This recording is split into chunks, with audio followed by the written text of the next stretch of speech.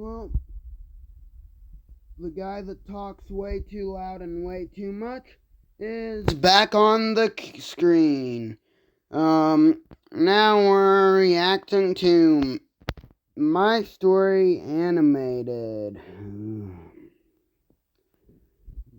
I enjoy that they still have their name as MSA, previously My Story Animated. Like, just change it to MSA. Like, MSA, previously My Story Animated. That's way longer than My Story Animated, man. So just drop the previously My Story Animated and leave it MSA. Anyway, yeah. Anyway, into the video. I'm shy, awkward, but pretty. I saw my boyfriend Walker holding his guitar, and I nearly burst with pride. We'd come so far to get here, especially me. Finally out in the real world again. I felt like my old self again, confident. You're just like, finally me, back in the real world again. Yeah. Wow. Just like, what do you think you are, German?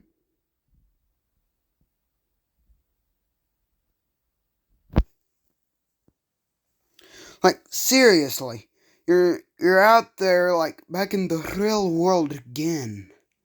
What do you think you are, German? Just like, where's Blood of Jew? Happy and free, Walker pointed at me and spoke into the microphone. They say that when true love comes for you, you won't know what hit you. My girl Lacey came at me like a freight train. Babe, this song is for you. Every girl in the And I hope a freight train comes at you like your girlfriend did. Holy. Turned to me with their eyes popping out of their sockets and their jaws wide open, like they thought I didn't deserve him. I don't care what anybody thinks about Walker and me. Well, that's not exactly true. I did care about what one person thought. Bex, Walker's little sister, and my best friend. When Walker and I got together, I was sure I'd added a boyfriend and subtracted a best friend. I should probably start at the beginning, but first, please like and subscribe. It all began on the day we were born. Yep, we.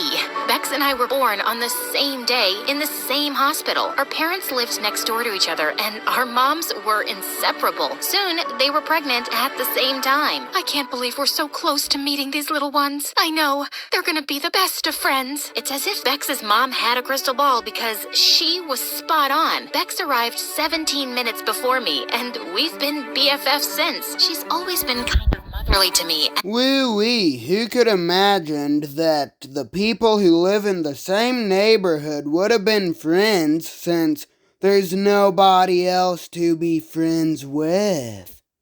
Wow, shocker. And she took her job as the oldest. Let's be direct. We can't.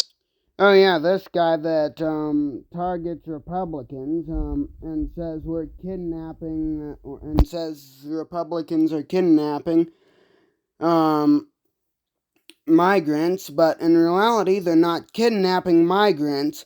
They're just arresting illegal immigrants, some of which are probably from cartels supplying people with drugs and should be considered as terrorists. So yeah, we're not kidnapping, we're arresting terrorists. And by the way, no, I don't have a problem with Mexicans, I have a problem with illegal Mexicans.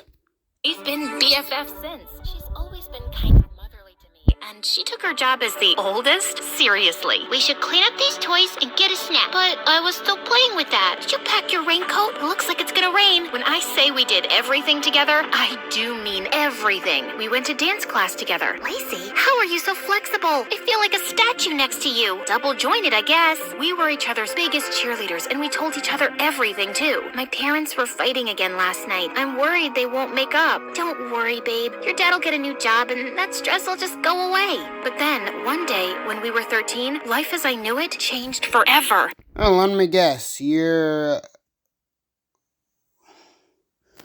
mom and dad got a divorce, or you met your boyfriend, and I'm not sure which one. Bex and I were walking home from school. We were on the crosswalk when suddenly a car came screeching through the red light at high speed. All I remember was the sound of metal and glass and the smell of burnt tires before I was hit with a huge force, and then everything went black. When I woke up, I found myself in the hospital. Oh, honey, thank goodness you're okay. What if something had happened to you? I couldn't do life without you, bestie. Sweetheart, you just take everything easy now. You need to heal. And I did heal, kind of. My body was fine, but my brain was broken. For some reason, every time I left my house, I was terrified. When I stepped outside my door, I could hear that car and I could smell the burnt rubber. My world shrank in an instant. The only place I could make it without a panic attack was across the 5 cement pavers that separated Bex's front door from mine. Anything else brought me paralyzing fear, and I even stopped attending school. Bex, can we just stay at my house today? I don't think I can go out. Oh, sure. Yeah, that's fine. I'll just cancel with our friends. Bex, do you want to watch a movie at your house? I thought we might go to the mall. I really don't want to go anywhere. I think that's when Bex started to resent me, which made me feel guilty. I didn't mean to be this way. I didn't want to live the rest of my life inside a house, but everything just felt safer there, at least to me. To Bex, it must have felt like a prison. Ugh, we never do anything anymore. This is boring, Lacey. There's so much out there to see and do. I was ashamed. Why was it so hard for me to just go outside and act like a normal teenager? Bex, you can go to the party if you want. Hold on, let me show you why it was so hard.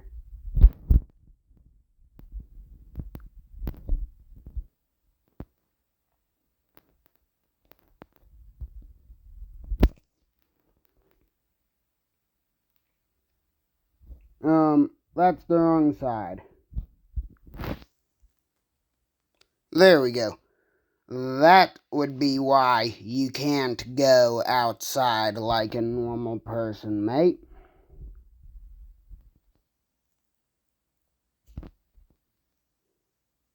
Oh yeah, I'm still recording. Okay. I'm gonna stay here. Are you sure? Yeah. You could try coming, right? We can leave early. Couldn't you just try today for me? Who knows? It might not be as bad as you're imagining it. A party sounded about as much fun as scrubbing tiles with a toothbrush, but I decided to make an effort for Bex. Hey, scrubbing tiles with a toothbrush is fun. I was sweating bullets, and my heart was pounding by the time we made it to the party. My friends from school seemed happy to see me, though, and I started to relax just a bit. I sat down in a corner, not ready to join the dancing crowd yet. Maybe Bex was right. This wasn't so bad. But just then, a waiter carrying a tray of drinks suddenly tripped, and everything went crashing to the floor. The sound of the smashing glass sent me into a panic. I dove under the table and buried my head in my arms, crying hysterically. Everything went completely silent, and Bex tried her best to make me come out, but I couldn't move an inch. Eventually, she had to call my parents to come and take me. Lacey, I'm sorry. I didn't know. I've been trying to tell you. I can't go out, and now things are even worse. Everyone probably thought I acted like a freak. I'm not trying to hold you back, Bex. You want to go to parties? You can go. I'm not gonna lie. Even though, it's a reaction to trauma, that doesn't mean you didn't react like a freak. You kind of did react like a freak.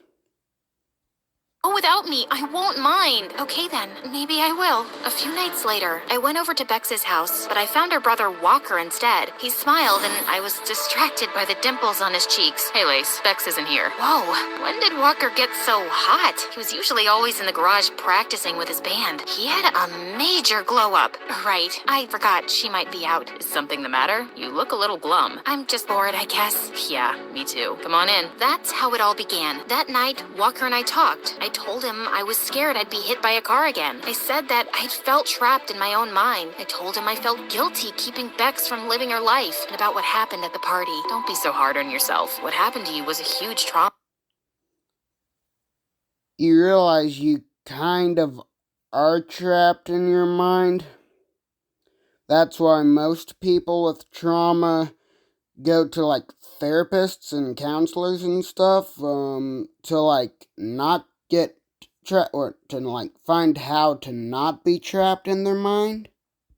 Healing takes time. As for Bex, don't worry about her. She's your friend. She'll always be there for you. Hearing Walker say that felt good. You're right, Walker. I just can't help it. Sometimes I feel like a freak from another planet. I'm sure everyone at school now thinks I'm a total weirdo. That was when Walker picked up his guitar and started strumming it. Why does it matter what anyone thinks of you? It should only matter what you think of yourself. But for the record, I happen to think you're pretty great. My heart skipped a beat when he said that, and for the first time in a long time, I felt like I had someone to talk to. Someone who cared about me. Someone who saw me. The next time Bex came to see me, I tried to bring up Walker. I saw your brother playing his guitar on the porch the other day. He's gotten really good. Also, really cute. Yeah, he's good. But my parents think it's a waste of time and he should focus more on his studies. Wait a minute, you think he's cute? Just an observation. He didn't look too bad from my window. You know he's off limits, right? Because the last time he dated a friend of mine and broke up with her, she shut me out completely. I never want him going near any of my friends again. I know all that, Bex. Don't worry, but soon I was waiting for Bex to leave her house so I could go and spend time with Walker. Part of me felt like I was betraying her, but I was hooked on a feeling. The feeling I had every time I looked into Walker's eyes. It didn't take long for Walker to get hooked too. All these years, and I didn't realize what a cool person you were. Bex kept you all to herself. Walker and I started spending more and more time together. He told me he wanted to be a famous singer, but he didn't feel like anyone in his family supported his dreams. I did, though. No one gets to tell you how big to dream, Walker. You can do anything you set your mind to. I know my sister might kill me for saying this, but I feel like you understand me. I feel connected to you somehow. He leaned in, and in one moment, his lips were on mine. All the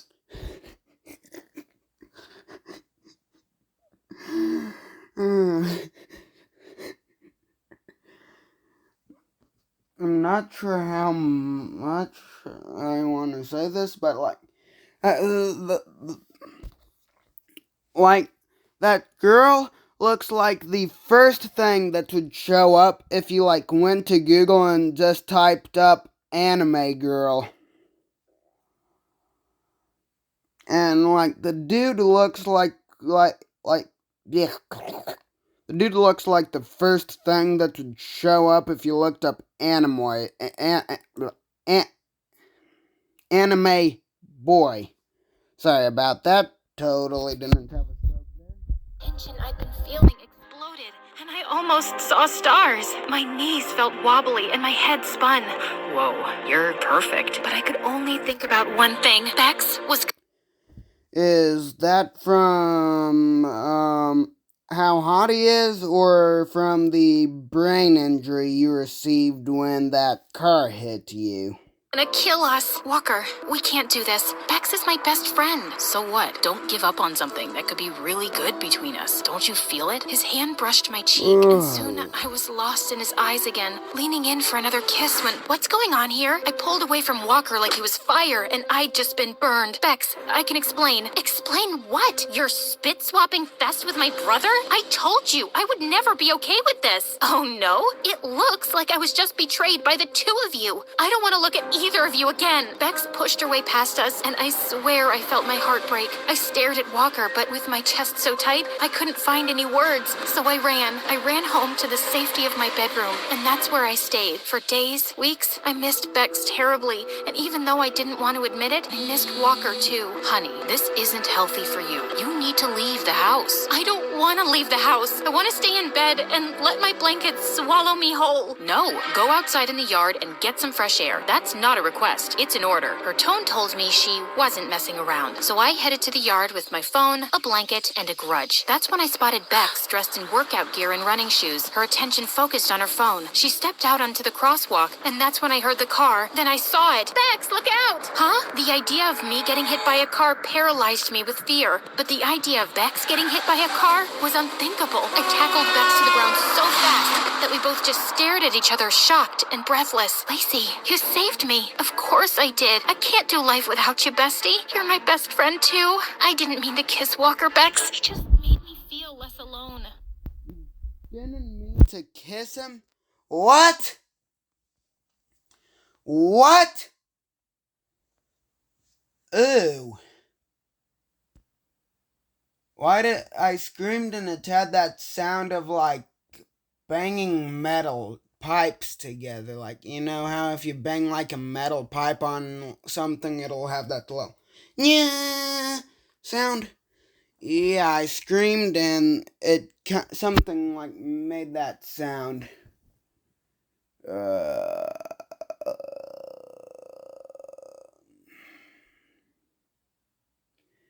How do you not mean to kiss something?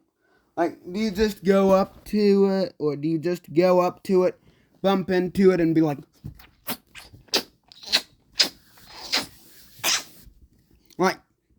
how do you accidentally?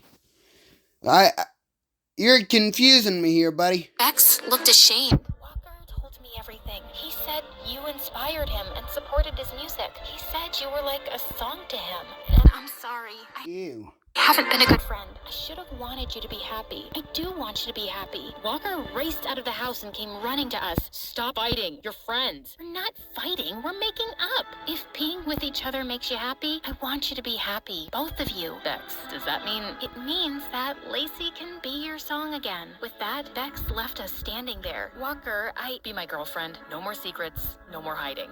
Yes. 100% yes. You helped me believe in myself. You did the same thing for me, Walker. I feel stronger now. Like I can do anything. Anything. Walker stepped forward, taking my hands in his. Would you come to my first real gig? It's tomorrow, but only if you're ready. I hadn't left my house to go anywhere but school for such a long time. But when I saw the hope in Walker's eyes and the support I would give him by going, I felt I could do it. I think I'm ready, Walker. Walker wrapped his arms around me, pulling me close for a kiss. Bex squealed and gave me a big hug. This is it, babe. My brother is living his dream. Really? It's over already?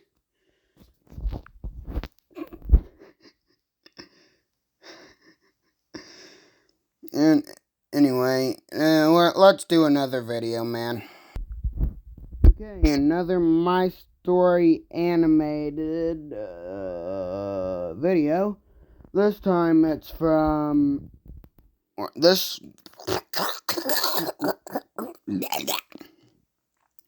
time the video is titled From No One to a Billionaire. Dad, you promised you'd get me a pocket watch. I kept my promise, son. Here it is. I took the pocket watch and ran to my room, only to take it apart. Sounds crazy, right? Well, I was a little crazy, but most people called me a mechanical genius. Hi, I'm Henry Ford, one of the coolest minds in the history of mankind. I literally changed the way people traveled, not just in the US, but the entire world. I was born into a family of farmers who lived near Detroit, and ever since I could remember, I was fascinated with tools and machines. Henry, tell me more about American history. History is bunk, but I could tell you how to make a screwdriver from old nails. My answers usually didn't impress teachers, and literature and history bored me to death, so I dropped out of school after grade 8. I started spending most of my free time in a small machine shop I created in my backyard. One day, my friends and I were out playing when I noticed a strange carriage on the road. It wasn't even pulled by horses. Whoa! Who's pulling that wagon? Is it under a spell? It's a steam wagon. I saw a few of them in Detroit last summer. I was so fascinated by the vehicle that I followed it for half a mile. When the driver finally stopped, I bombarded him with a million questions on how it ran. The next few months, I worked hard trying to replicate the vehicle I'd seen, and by the time I turned 15, I'd already constructed my first steam engine. But when I showed it to Mom, she started crying. Oh, Henry, you spent all this time trying to create a pressure cooker? It's not a pressure cooker, Mom. It's a steam engine. I showed her how it worked, and she looked mesmerized. I always knew you were a genius. I'm sure you're gonna be a big man someday. But Mom didn't live long enough to see me be one. A few months later, Mom got seriously sick giving birth to my youngest brother. We couldn't even rush her to the doctor because cars were super expensive and rare in those times. The day Mom passed away, I vowed to create an affordable car for the average American. But to do that, I had to move to the city. Dad, however, had other plans for me. I'm getting old, Henry. You need to take over the farm. But Dad, you know how my heart is in mechanics. I begged Dad to allow me to go to Detroit, and he finally agreed. The next day, I walked almost 8 miles to reach my destination. In the city, I worked at several machine shops to gain experience. But I'd visit the farm often, and on one such visit, I attended a New Year's ball where I came across the most beautiful woman I'd ever seen. She introduced herself as Clara, and we got talking. So, what do you do? You could call me the machine doctor. What about you? Before she could reply, her friends led her away, and suddenly she was gone. I attended random balls for a year before I finally met her again. And this time, I wasn't gonna let her go. We got married after a brief engagement, and it was the beginning of the best period of my life. Soon, I got selected as the chief engineer at the Edison Illuminating Company and started earning enough to focus on my experiments. Once, the great Thomas Edison walked in while I was working on my first car model. What in the physics class is going on here? Sir, I'm trying to make a horseless car fully powered by gas. Sir Edison was super impressed with my model and encouraged me to focus on bettering it. So I quit my job and founded a car company with some investors. However, it soon went bankrupt because the cars produced were expensive but of poor quality. I worked hard for years, founded another company, and finally came up with a car that would turn out to be a spectacular success. Model T. This car shook the automobile market. It was cheap, reliable, and efficient. More than 15 million Model T cars were sold in the US alone.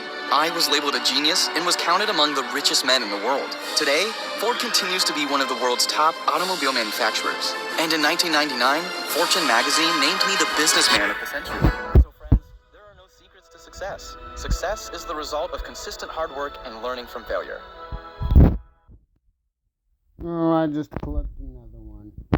Anyway, so wow, that might have been the first historical lesson an animation channel has ever posted. Wow.